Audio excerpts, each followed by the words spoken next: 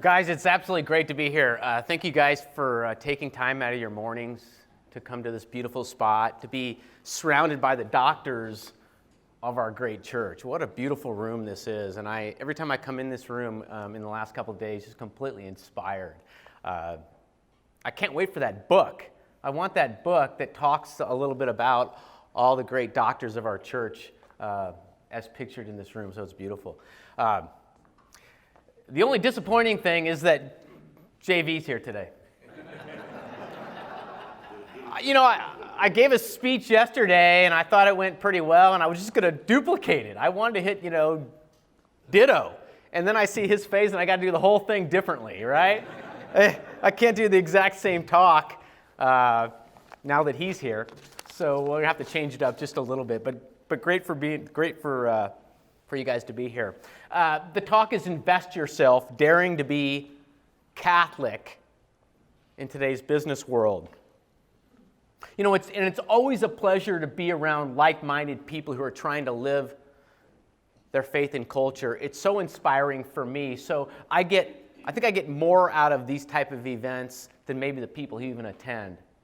Because we need that. We need the interaction of other people in our lives to inspire us and challenge us each and every day so that we can use business as a force for good in today's culture.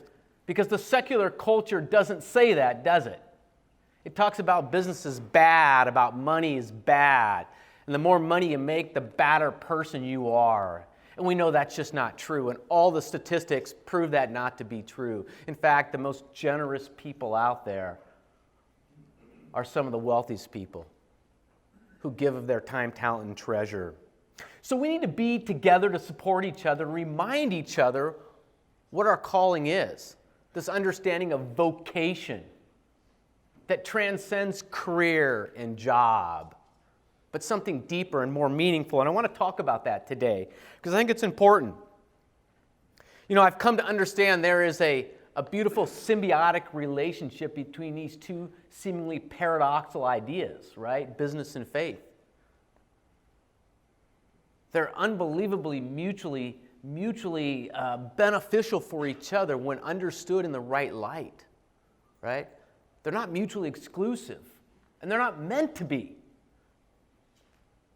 Our business and our faith are meant to be bound together for something beautiful, something productive, something added value, not only for ourselves and our families, but for society as well. And I think it's important to remind ourselves of that. So, great to be here. But before I start, I want to talk a little bit about the power and responsibility of evangelization. We always have to remind ourselves of the role that we play. And the reality is that none of us like to evangelize. It's not something we do well, certainly not as Catholics. It's much easier for me to be up here speaking about brand management, finance, the McDonald's brand itself. It's things I know well. It's not vulnerable. But when you have to speak about your faith, especially in the public square, it's hard, it's vulnerable. Why? Because at the end of the day, we're all sinners. We all make mistakes, and we don't want to feel like hypocrites. And so we tend to be quiet. We shut ourselves down. It reminds me of the story in the Gospel of Mark. It's chapter 1 of Mark, and it's early in Jesus' ministry. He's a bit of an enigma, right? He's in a synagogue in the little town of Capernaum, and he comes across that man with an unclean spirit. And that demonic in that man knows exactly who Jesus is. He's the one person in that synagogue who knows exactly who Jesus is at this early stage of his ministry. And what does he say? I know who you are. I know who you are, Jesus of Nazareth. What do you want with me? Well, I've contemplated those words over and over and over again for many years, because those are the same words that come into my head when it's my time and my opportunity. It's the words, the demonic, that come into my head, into my psyche, and it says, John Abbate, I know who you are. I know what you did, and who do you think you are to speak to anybody about the integration of faith in business? I know who you are. And it's that demonic that wants to shut me up. And it's that same voice that gets inside your head and shuts you up when it's your time and your opportunity. Whether it's in your family or in the workplace. I know who you are. You are not worthy to speak to anybody about your faith. But see, what I've realized, it is the future that tells us what our past was about. It's those unique experiences of our past that make us an incredible and unique evangelist for our future, for our children, for our grandchildren. It's these life experiences that make our life so rich, the good, the bad, and the ugly. We're a church of mercy, of divine mercy. And that allows us to be the evangelist we're called to be. Can you imagine if St. Paul listened to the demonic voice inside his head because of the work he did prior to experiencing Jesus and his mercy? We must be willing to share our story. You know, I shared my story in the book, and I didn't want to make the whole book about my story, but I felt it appropriate to share a bit of my story. And it was vulnerable and personal, and it was tough, and I didn't like it, but I felt I needed to because we need to hear each other's stories. We're captivated by stories. We love stories. We love books and movies. They captivate our attention. They propel us into really seeking a deeper understanding of who we are and the society we live in. We need to tell our story. We need to be vulnerable to tell our story. You know, our Catholic heritage is based on the mythology of our stories, our tradition. If you look around this room, it's a beautiful encapsulation of the stories of our great faith, experienced and told and written over and over again for thousands of years. And we're part of that story. We're part of this incredible salvation history. Each and every one of us has a unique role to play in salvation history. Our mythology is part of this beautiful story, this beautiful fabric. Sir Isaac Newton said, "If I have seen further, it's by standing on the shoulders of giants." See, you are here today because of somebody in your history. Your mom and your dad, your brother or sister, aunt or uncle. Somebody took the time to tell you their story. And that made all the difference. And today, it's our time. We are the link that keeps this great faith alive. We are the link, each and every one of us. We must tell our story. Because if we don't tell our story, then we allow the secular world to tell the story for us. And that's the great fear. If we allow the secular world to tell our story, then they're not telling the real story. And we see it all the time. So we must take that challenge and tell our story. You know, I was recently, and my daughter is a junior, and last year she had a Hebrew scripture class at her high school. And so we were in there, and we went in, my wife and I went into the class, and in this, it was the visitation day for parents, and we went in, they had all these pictures on the walls. And there was pictures of a beautiful sunset, a beautiful coastline, a dog. There was pictures of the Grand Canyon and the stars. And then we were looking around, and we saw this picture that my daughter brought to class as part of this assignment. And it was a picture of my daughter surrounded by her 16 cousins on my mom and dad's side with my mom and dad in this beautiful picture. And so we asked the teacher, what was the assignment? And the assignment was for the child to bring in something that inspired them on their faith journey.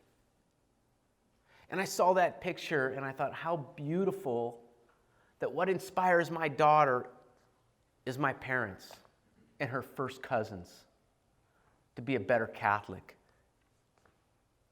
to be part of her faith journey. And that's the role that we have And it's a beautiful role that we can't take too lightly. Now, I was listening to Bishop Barron recently on a podcast, and he said something that really resonated with me. He said, "We did not choose these difficult times, but they have chosen us." We did not choose these difficult times today, but we have been chosen. And I love that because it's not one of negativity, but it's really about apostleship. Come follow me, and I will make you fishers of men. It was from the gospel this last week, in fact. We have been chosen. And, this church, 1.3 billion strong, we as the lay Catholics have to lift up and do our part.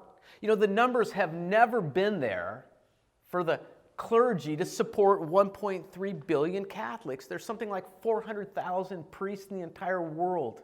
The numbers don't work without the lay, dedicated, faithful. But we have to take that responsibility to heart. We can't point the finger and put the blame. It's all of our role and responsibility to keep this great faith alive for the next generation. And it's one that we can't take lightly. So that's my talk on the power of evangelization, and it starts with our children and our grandchildren. As subtle as it might seem, just the simple conversations, and it's beautiful. Now, I'm a McDonald's owner-operator, and I love what I do. I love my McJob. It's a fantastic career, And I said this yesterday, as much as I love my job, I get what it is, and I get what it's not. I'm not curing cancer, not fighting crime and solving the injustices of the world, right? I'm providing, hopefully, a pretty good burger and fries and a chocolate shake now and again, and Shamrock Shake, guys. It's coming out, so make sure you get your Shamrock Shake, all right? You all right?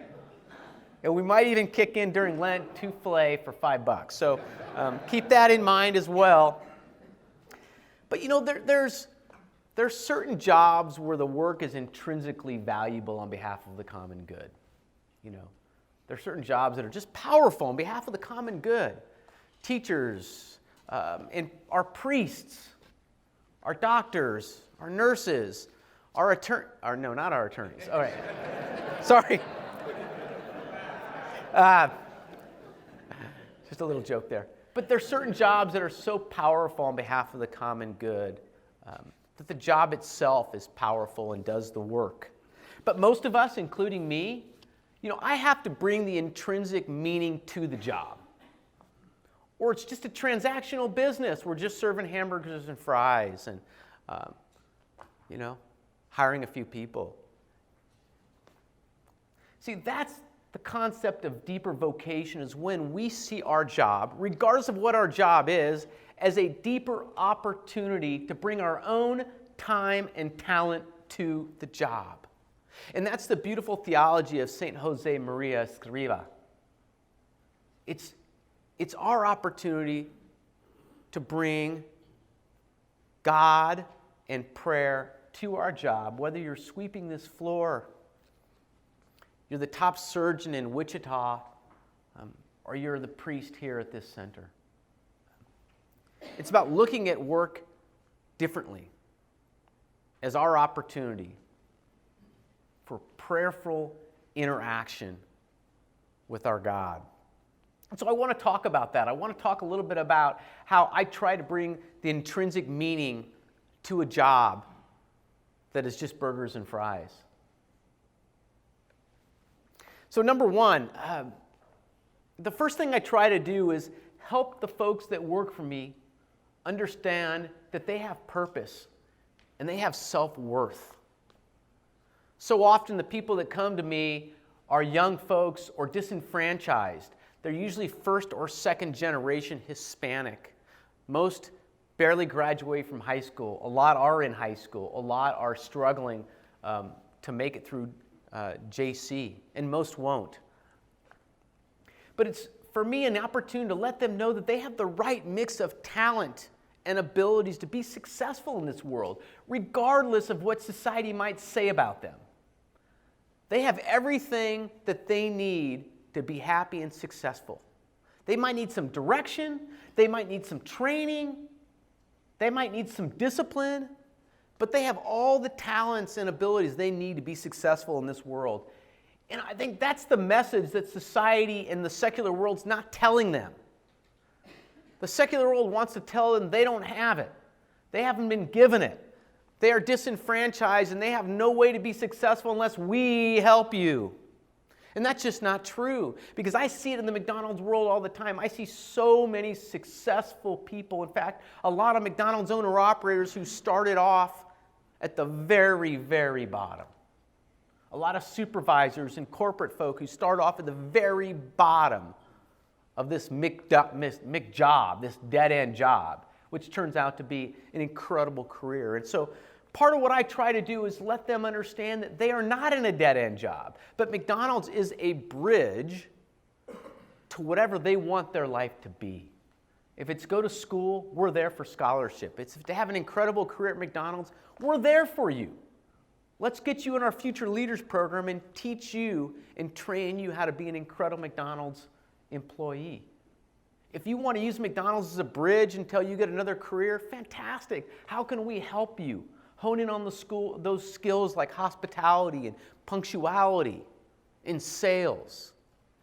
But you have purpose in this job, and you certainly have self-worth. And that's a message that needs to be told over and over and over, especially to our young people.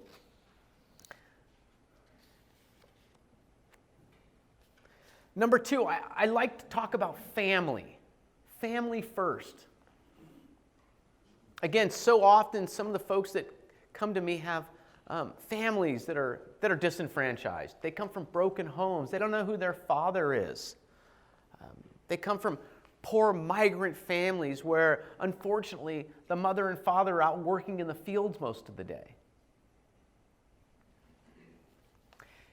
And I stress to them that the heart of this business and the heart of culture has got to be about the family.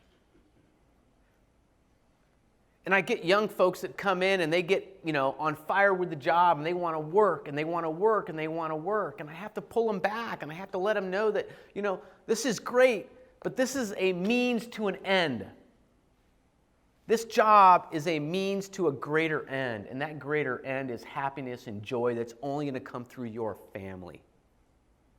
So take the time to go to the ball games. Take the time to go to the soccer games. Take the time to go on a vacation. We live an hour and a half from Yosemite National Park, one of the great wonders of the world. I have a corporate cabin in Yosemite National Park that I offer free to all of my general managers and supervisors. Most of these folks live an hour and a half away from Yosemite. In their entire life, they've never been to Yosemite. They've never been to Yosemite. Most of these folks have never been on an airplane. Our GMs have to fly to Chicago to go to HU. And that's almost invariably, 90% of the time, the only time they will be on an airplane flight in their entire life. My point is that they live in a different culture that we can't hardly even understand. And they forget sometimes how important things like taking time with family are, that we take for granted. So I preach family first. And the beautiful thing about McDonald's is that we're open darn near 7 days a week, 24 hours a day. So you can work at McDonald's and you can, with a flexible schedule, pretty much do anything you want as a family, or work around your wife or your husband's schedule. If you want to work on a Sunday, fantastic. If you want to work on a Monday, great. If you want to close on a Friday night, better. And so we, really, trust me. And so we talk a lot about that, family first. So often you and I, we get so caught up in this as well, right? Wealth, power, pleasure, honor. It's all at the expense of family. wealth, power, pleasure, honor is all a substitute for what we really want. It never fills that hole. And as I said yesterday, we see all over the news today, multi-billionaires that throw it all away because it's never enough. Because you can never get enough of what you don't really need. You can never get enough of what you don't really need. We all have nice cars and nice houses and vacations, and it's never enough. Brene Brown, the sociologist out of the University of Houston. Has anybody ever read anything from Brene Brown? She's fantastic, and she talks a lot about shame, and I don't want to get into that, but she's really fantastic. But she said, for me, the opposite of scarcity is not abundance. It's enough. It's enough. I'm enough, and my children are enough. The opposite of scarcity is not abundance, but enough. I love that because it's just so beautiful and so true. And we need to remind ourselves, especially us that are in the middle to upper middle class of society, where we could actually buy the things we want, whether we need them or not. And chances are we don't need them. They're not going to make us happy. Number 3 is self-compassion and encouragement. We get these young people who show up to the job and they have very little skill set. And again, they come from homes that are typically a bit dysfunctional. They make mistakes all the time. They don't know how to smile. They don't know how to give hospitality. In fact, in the Hispanic culture, they're a bit shy. They're not as outgoing. We've got to teach them all these things. And it's a struggle. They've never been held accountable. So often these kids don't show up to school on time and nobody holds them accountable. Their parents aren't around or they're a one-parent household. They haven't been held to the same guidelines, let's say, that our generation was. We can't fire them all. It just won't work, and it's expensive. We've got to allow them to make mistakes, but hold them accountable to a higher standard. And that comes with encouragement. I talked about this a bit yesterday, I love the Acts of the Apostles. They're just so wonderful stories. But I love the Acts of the Apostles as they talk about St. Paul and his adventures. And there's that character in the Acts of the Apostles, Barnabas. The forgotten Barnabas, the encourager. Barnabas picked up St. Paul on 2 separate occasions when he was down and out and ready to give it up. He had the same self-loathing that you and I have when we make major mistakes in our life. And St. Paul made some major mistakes in his life. And there was Barnabas, the encourager, to encourage him along his path. And St. Paul becomes the greatest evangelist the world has ever known. And all he would be is Paul of Tarsus, who killed Stephen, or was a part of that, if it wasn't for this unknown figure in the Acts of the Apostles. Who is your Barnabas? And better yet, who are you encouraging?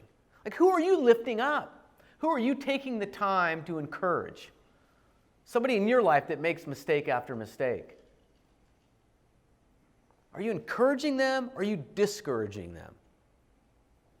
Because who knows who they could become with the right encouragement.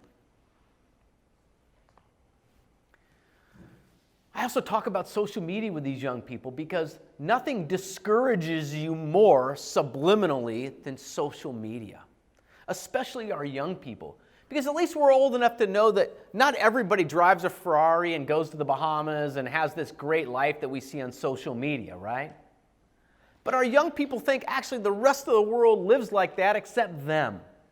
Everybody else gets 1,000 likes when they post except them.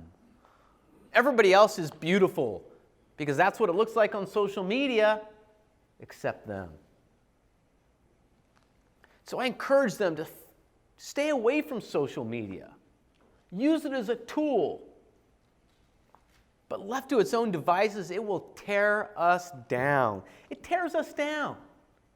As old and as mature as we are, we can still get caught up in social media. But for our young people, forget it. It's dangerous. Number 4, harnessing the power of reciprocity. And this is something that we know innately in business. This beautiful concept of reciprocity, this innate desire that we have as self-gift, to want to reciprocate when somebody does something nice for us. We're going to reciprocate. It's innately part of our self-gift, of how God made us in His image and His likeness.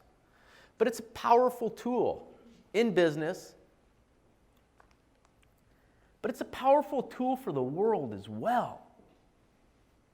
When we take the time to add value to somebody's life, big or small, it compels them to want to add value to somebody else's life. You know, I'm in the hospitality business. We come across close to 30,000 customers each and every day in one of my restaurants. The power of a smile to captivate somebody along their day is truly incredible. And we see it all the time. You know, when you go into that coffee shop or that little restaurant and somebody's overly hospitable, it almost blows you away, doesn't it? Gives you a little step, you know, a little jump in your step, and you're impressed and you want to reciprocate. You give them a little better tip, you say thank you. It's beautiful, and it's something that we need to harness in our lives each and every day. What would your life be like if you chose to harness the power of reciprocity each and every day? What if you were the one who got up every day and was the most joyful person in your household? You didn't wait for somebody to say hi to you, but you took the initiative first. How would your life be different? How would your marriage be different? How would your relationship with your children be different? If you were the one to pick up the phone and call and harness that power of reciprocity, and you'll be blown away by what happens. It's a beautiful gift that God has given us, and one that we don't exercise enough. What's holding you back? How would it transform your business, your hospitality culture? I got this email, and I read it yesterday from a customer that came through our drive-thru about a month ago. I want to read it to you because I think it encapsulates this mentality so well. I drive in the drive-thru every morning at 5 a.m. I always order the same thing every day. The girl that helps me almost on a daily basis is really nice. This is an email sent to me. She always knows exactly what I want in my coffee. She is always a bright face that I see every morning. And recently she talked me into downloading the app, and now I get at least one free coffee each week. That's $1 coffee, any size, at any one of my restaurants. Her name is Misty, and she has shown me such kindness. She is a ray of sunshine to me each and every morning. I'd just like to thank your company for having such friendly people working for you. Wow. One person, one customer. But think about the chain effect of that. The power that we have to change lives is truly incredible. Because it's a multiplier effect, and we all know it. The question is, what are we doing about it? G.K. Chesterton said, "The Christian idea has not been tried and found wanting. It has been found difficult and left untried." Isn't that the truth? We know what we believe in is absolutely spot on. We've proven it over and over and over again for 2,000 years. But it's difficult.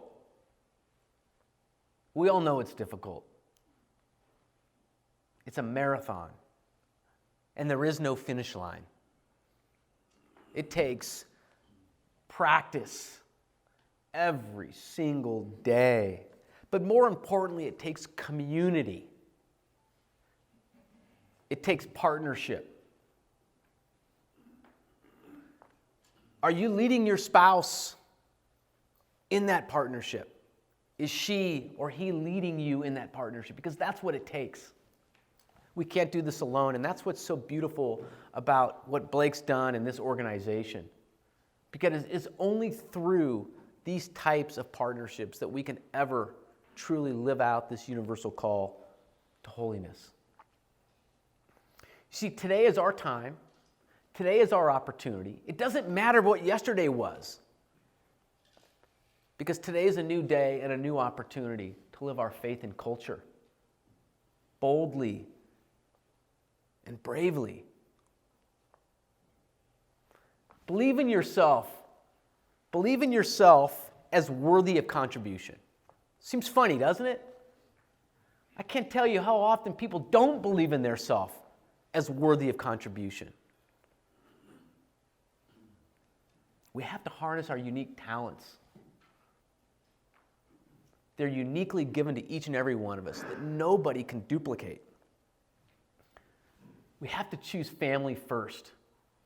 I know for me, if I'm not in right relationship with my wife or my children, nothing else works and nothing else matters. Doesn't matter how much honor, pleasure, wealth. Family has to be first. Number 3, choose hope. We live in a culture that's less than hopeful. We're bombarded by a media that's less than hopeful. Not just on the secular side, on the Catholic side. How often do you get Catholic media that's less than hopeful? Pope Francis is this, Cardinal this is that, blah, blah, blah, blah, blah. It's less than hopeful. We have to be the people of the greatest hope because we know the end of the story. We know the last chapter of the book. If we can't be hopeful, who can? We have to be people of hope. And if the news media is not making you hopeful, then fast from it. My wife reminds me of this all the time. She says, John, stop reading the Wall Street Journal or stop reading Fox or whatever, Fast from it. And she's right. If I can't be hopeful, then I need to take the things out of my life that are bringing me down and add things back into my life that are going to lift up my spirits and make me hopeful and realize what I truly believe in. I think last and more importantly, I want to leave you with this. Is this reality that we're not meant for comfort. We're not meant for comfort. If you look at the gospel passages, Jesus says over and over again, take up your cross and follow me. You must deny yourself. Take up your cross and follow me. It's the wounds of Christ and the crucifix that we see over and over again. But we want comfort. We're surrounded by saints that had nothing that was comfortable in their life. But we want comfort. We're not meant for comfort. We're meant for greatness. And the only way we get there is by partnering with each other and encouraging each other on this arduous path that is our faith. We did not choose these difficult times, but they've chosen us. So let's be bold. Let's be Catholic, okay? Thank you.